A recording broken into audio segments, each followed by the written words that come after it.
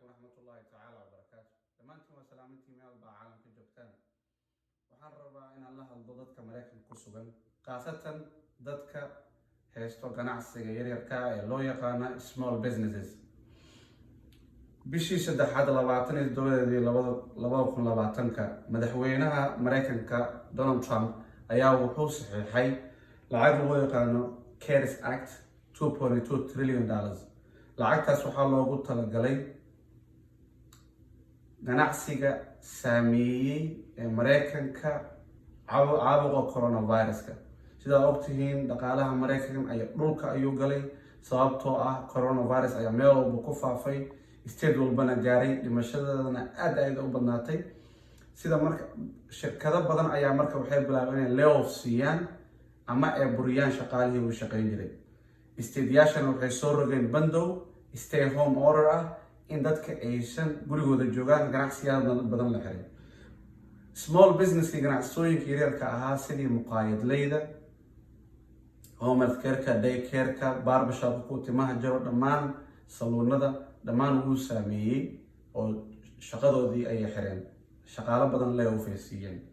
marka barnaamijka CARES Act ee $2.2 trillion oo Donald Trump saxiixay Congress-kana ay soo ansixiyeen, qayb waxaa ku jirto loogu talagalay ganacsiyada yaryarka. waxaa loogu talagalay in la siiyo $376 bilyan oo relief program ah, deen iyo amaah isla socota ah. 4 qodob ayay u kala baxdaa lacagtan, 4tan ayaana loo kala qaybiyey. haddii aad tahay ganacsiyada small business haysto, fadlan si fiican u dhageyso 4tan qaybood. qaybta koowaad, Paycheck Protection Program. qaybtan waxay saameysaa small business 500 oo shaqaale ka yar haysto, shaqaale layoff siiya ama shaqada ka buriyay. waxaa la rabaa inuu shaqaalihii soo celiyo, lacagtuu siin jirana siiyo 8 asbuuc. lacag deenaha la siinayaa, interestigeeda tahay 3.75% ama 2%, qaar waa 1 sano, qaar waa 2 sano. lacagtaas deentaha waa cafis haddii uu shaqaalaha uu soo celiyo, shirkadaas ay soo celiso, ay siiso 8 asbuuc shaqaalaha lacagtooda full ah. barnaamijkan waxaa kala xiriiri kartaa bangigaaga oo lenderka ku ah ama bangiga aad shirkadaada ee ka diiwaan galsan tahay. fadlan waa akhbaar dheeraad ayaa ka helaysaa. sidoo kale booqo website-kan SPA sidaa uga heshid akhbaar badan. qaybta labaad, EID Loan Advance. qaybtan labaad, shirkad yar haddaad tahay, shaqaale 500 ka yarna aa haysatid, $10,000 ayay dowladda ku siinaysaa. waa grant, deeq weeye, amaah ma aha. qof walba ayaana u kala baxo, waa $10,000. fadlan buuxiya. markaad buuxinaysid ayada ayaa waxay tahay labo, loonna way tahay oo deen haddaa rabtid, laakiin markaad buuxinaysid meel ayaa jik siinaysa, waxaa leedahay $10,000 rabaa, dowladdu waxay kuu soo diraysaa 3 bari ilaa 7 bari. waana deeq sidaan sheegay. haddii aad deen rabtid, qaybtan waxaa lagu ogol yahay ilaa $2 milyan. ilaa $2 milyan ayaa lagu ogol yahay.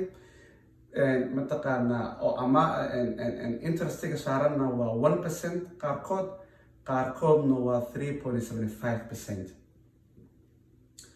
qaybta saddexaad, SPA Express Bridge Loans ayaa la yidhaahdaa.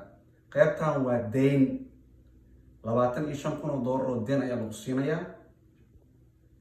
intaasaa ugu badan. inta lacagaha kala sugaysid ayaa hore lagaaga soo diraya sida ugu dhaqsida badan, maadaama shirkadaada ay kusii socoto, kirada iskaga bixiso, shaqaalaha kuwa harqaar iskaga bixiso, intii mataqaanaa ganacsiga kaa dumin. laakiin waa deen, interest ayaana la socoto. interestiga wuu yaryahay, qaar waa 1%, qaar waa 3.75%. qaybta ugu dambeyso waa SPA Debt Relief, waa qaybta afraad.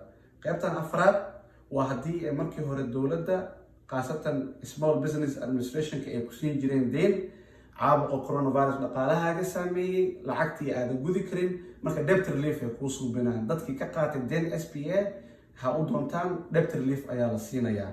4tan qaybood ayaa loogu talagalay lacagta $376 bilyan. qaybta ugu fiican oo ugu easysan oo ugu fudud lacag aad u heli kartid waa qaybta labaad ee EID Loan Advance ah. $10,000 ayaa lagu siinayaa haddaa ganacsi EI number haystid, waa 4-5 page aad buuxinaysaa, waa very easy, aad ayay u fududahay.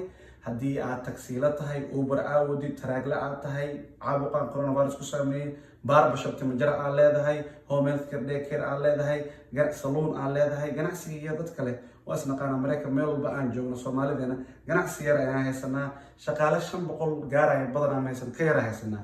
qaybtan adiga lagu talagalay $10,000 oo grant degdeg ah lagu siinayaa.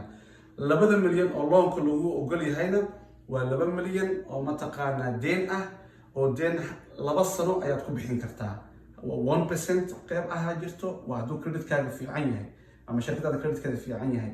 haddii shirkadaada creditkeeda fiican waa 3.75%. so barnaamijka qaybtan labaad buuxiyo $10,000 degdeg ayaad ku heleysaan. small business kadadle fadlan faafiya barnaamijkan una sheega qof walba oo Mareykan joogo oo ganacsi small business leh 500 oo shaqaale ka yarna haysto. waxaan linkiga hoos idinku soo qorayaa website-kan small business administration-ka ah. kiligareeya qaybta ugu koreysaa tegaysaan cagaarka ah oo coronavirus relief program ku qoran tahay, waa kiligareynaysaa. 4 barnaamij oo kuu soo baxayo, 4 barnaamij ka dooro, barako la xiriir lawyer haddaa leedahay ganacsigaaga lawyer leeyahay, si fiican kugu sii sharixi doonaa. adiga research sii suubi, bangigaaga wac, weydii 4 barnaamijka qualify garaysid. laakiin qaybta EID loan advance-ka SPA ka buuxin kartaa, ma u baahnid inaad bangi wacdid, waa very easy, waxay kuu qaadanaysaa less than 10 minutes haddaad buuxinaysid. fadlan ka faa'iidaysta barnaamijka. dhammaantaan caabuqa coronavirus ganacsigeena dhan ayuu saameeyey, meel walba Mareykan ka joogno. allaha cudurka naga qabto. dad badan ayaa ku dhintay, dad badan ayaa mataqaanaa ganacsigooda ku baaba'ay. in ka badan 350 milyan oo Mareykan ah ayaa guryahooda joogo, wuuna saameeyey, guryihiina jooga. allah naga badbaadiyo cudurkan si aad ugu sheegay. waa idin salaamaya. fadlan barnaamijkan faafiyo, qof walba u sheega. waa anigoo Maxamed Faarax oo idin leh, waa idin salaamaya.